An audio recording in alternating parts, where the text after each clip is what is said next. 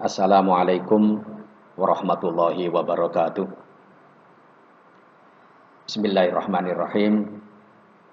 Alhamdulillahirabbil alamin. Allahumma shalli ala sayyidina Muhammad.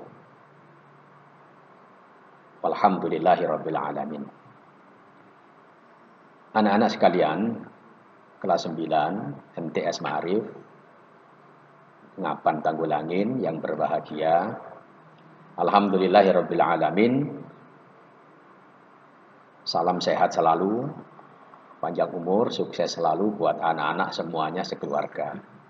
Amin ya rabbal alamin. Mari kita lanjutkan pelajaran kita SKI. Untuk pertemuan kita saat ini yaitu sejarah dan teori masuknya Islam di Indonesia. Masih lanjutan yang kemarin. Sejarah dan teori masuknya Islam di Indonesia. Perlu diketahui anak-anak, bahwasanya sebelum Islam masuk di Indonesia, bangsa Indonesia pada saat itu beragama Hindu dan Buddha. Mayoritas warga negara Indonesia beragama Hindu dan Buddha. Untuk sejarah masuknya Islam Indonesia, ini ada perbedaan pendapat di antara para ahli, para tokoh-tokoh sejarah. Yang pertama, Islam masuk ke Indonesia pada abad ke-7 Masehi. Ini pendapat pertama. Jadi pendapat pertama mengatakan bahwa Islam masuk ke Indonesia pada abad ke-7 Masehi. Pendapat ini dikemukakan oleh Dr. Hamka. Jadi Hamka mengatakan bahwa Islam masuk di Indonesia pada abad ke-7 Masehi. Perkiraan tahun 700. Perkiraan tahun 700. Ini pendapat pertama. Kemudian pendapat yang kedua, Islam masuk ke Indonesia pada abad ke-11 Masehi. Islam masuk ke Indonesia pada abad ke-11 Masehi. Ini pendapat yang kedua. Perkiraan tahun 1082. Jadi sudah memasuki abad ke-11. Yang memperkuat pendapat ini adalah bahwa di kampung Leran, Gresik itu ada makam seorang wanita yang bernama Fatimah binti Maimun. Fatimah binti Maimun. Ini pada abad ke-11 Masehi. Fatimah binti Maimun ini adalah seorang permaisuri atau istri dari ulama Timur Tengah yang kemudian meninggal di desa Leran, Gresik, dimakamkan di sana pada abad ke-11 Masehi. Ini sebagai bukti bahwa Islam masuk di Indonesia pada abad ke-11 Masehi. Ini pendapat kedua. Sedangkan pendapat yang ketiga, Islam masuk ke Indonesia itu pada abad ke-13. Pada abad ke-13. Ini pendapat ketiga. Yang memperkuat pendapat ini yaitu seorang pahlawan yang bernama Ibnu Battuta. Beliau menceritakan bahwa masuknya Islam di Indonesia pada abad ke-13 didasarkan pada nisan Sultan Malik As-Saleh di Sumatera Selatan. Jadi di Sumatera Selatan itu ada makam seorang ulama besar bernama Sultan Malik As-Saleh pada abad ke-13. Ini menunjukkan bahwa Islam masuk di Indonesia di abad ke-13. Sultan Malik As-Saleh itu adalah seorang ulama dari Timur Tengah atau dari negara Arab. Kemudian hidup atau bertempat di Samudra Pasai, wafat di sana, kemudian dimakamkan di sana. Itu sebagai bukti bahwa Islam masuk ke Indonesia di abad yang ke-13.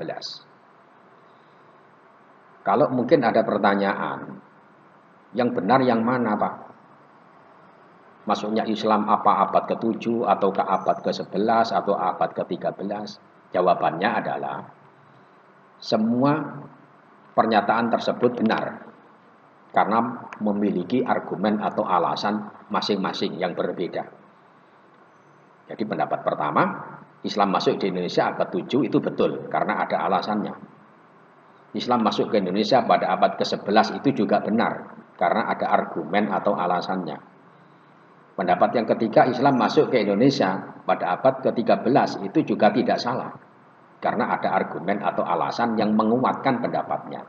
Jadi masing-masing pendapat A, B, dan C atau 1, 2, dan 3 adalah sama-sama benar. Anak-anak sekalian, kemudian berikutnya tentang teori masuknya Islam di Indonesia. Ada 4 teori. Ada teori Gujarat, ada teori Makkah, ada teori Persia, ada teori Tiongkok. Yang dimaksud teori Gujarat itu apa? Teori Gujarat itu artinya hubungan dagang antara umat Islam Indonesia dengan orang-orang Gujarat. Jadi dengan orang-orang Gujarat dari Kambai, dari India. Jadi orang-orang dari Kambai dari India hubungan dagang dengan orang-orang pribumi Indonesia. Dari perdagangan itulah tersebarnya Islam. Maka disebut dengan teori Gujarat. Karena hubungan dagang antara orang-orang Kambai dari India, dari Gujarat berinteraksi berhubungan dagang dengan orang Indonesia. Kemudian yang kedua anak-anak, teori masuknya Islam di Indonesia ada teori Mekah. Kenapa disebut teori Mekah? Karena pada saat itu Samudra Pasai di Aceh itu menggunakan madhab Syafi'i. Sedangkan madhab Syafi'i itu paling banyak dipakai di kota Mekah pada saat itu. Makanya mengatakan bahwa teori masuknya Islam di Indonesia melalui teori Mekah. Itu yang kedua. Kemudian yang ketiga, teori Persia. Apa yang dimaksud dengan teori Persia? Yaitu bahwa yang membawa atau menyebarkan agama Islam adalah ulama dari bangsa Persia.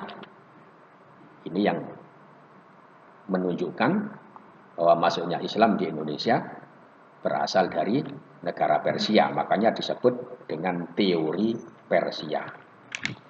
Kemudian yang keempat, teori Tiongkok. Teori Tiongkok. Karena ulama-ulama yang menyebarkan Islam di Indonesia kebanyakan berasal dari negara Tiongkok. Pada saat itu kebanyakan orang Indonesia masih beragama Hindu dan Buddha.